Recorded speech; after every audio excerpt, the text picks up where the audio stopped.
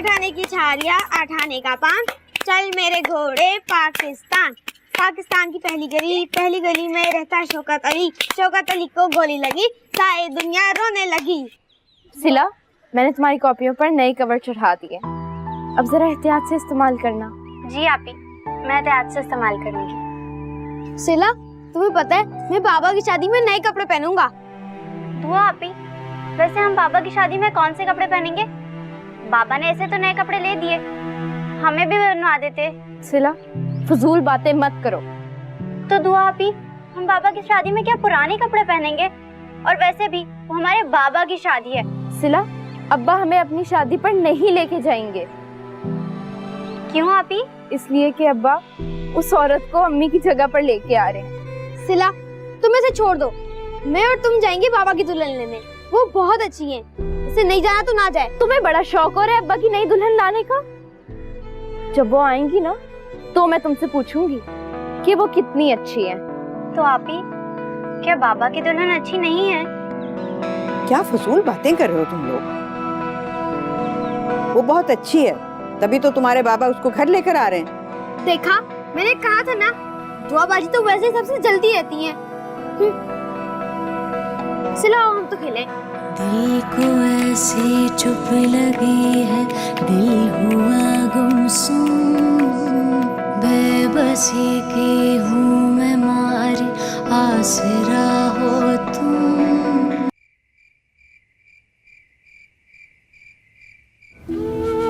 क्या फजूल बातें कर रहे हो तुम लोग? वो बहुत अच्छी है, तभी तो तुम्हारे बाबा उसको घर लेकर आ रहे हैं।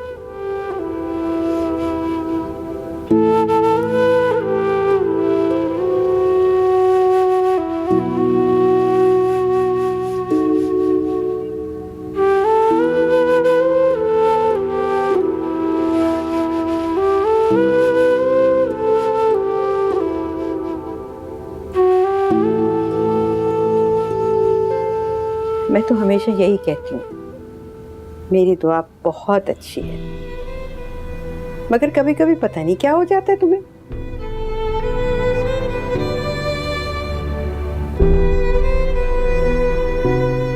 मेरी बात बुरी लगी थी क्या? जी, बहुत बुरी लगी। बेटा, ये भी तो हो सकता है ना कि मारूफ वाकई अच्छी हो। देखो बेटा, कभी कभी जिंदगी में कुछ बातें हमें ना चाहते हुए भी मानना पड़ती हैं, फर्ज करना पड़ती हैं, और अगर हम ऐसा ना करें ना तो जिंदगी बहुत बदमजा हो जाएगी। दादू, अगर वो अच्छी होती तो आप उनसे मिलने जाती। आपने इसीलिए उनसे मिलने से इनकार किया क्योंकि वो अच्छी नहीं है ना? यही बात है ना दादू? नहीं बेटा, मैंने मारूफ की वजह से तो इनकार नहीं किया, मैंने तो सईद की वजह से इनकार किया था।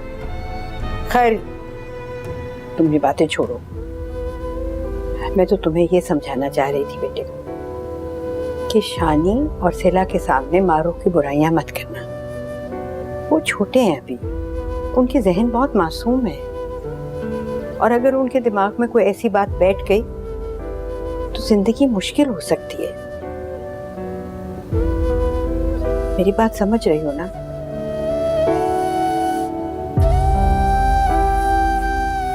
जी दादू।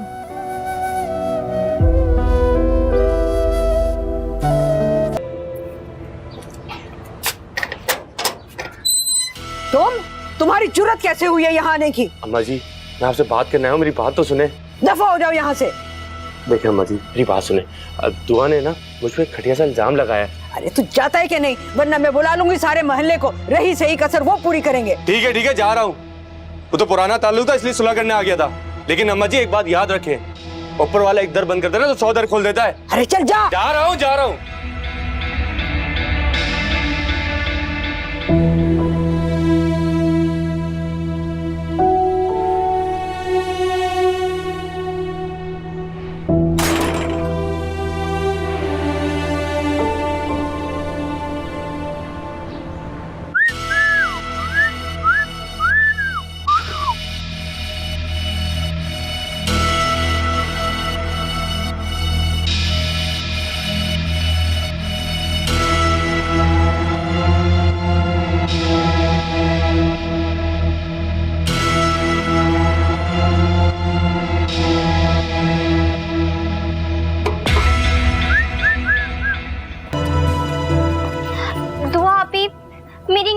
आप ही नहीं मिल रही है। चलो बच्चों, खाना लगा दिया है मैंने, खाना खा लो। दादू, आपसे एक बात करनी थी। हाँ हाँ बताओ। दादू, कल से आप हमें स्कूल से लेने आया करें। क्यों, क्या हुआ? वो अमजद। फिर कुछ कहा है उसने?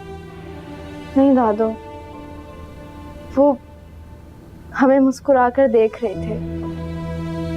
दादू, मुझे उनसे बहुत डर लगता है। तो आप ही, पहले तो आपको अमजद चाचा से डर नहीं लगता था। अगर कभी मिले भी ना, तुमने बिल्कुल ध्यान नहीं देना, नजरअंदाज करके आगे बढ़ जाना। बल्कि मैं तुम्हें खुद छोड़ कर आऊंगी स्कूल और खुद लेने के लिए आऊंगी, फिर देखती हूँ कैसे जुर्रत करता है वो। चलो आओ खाना खाओ।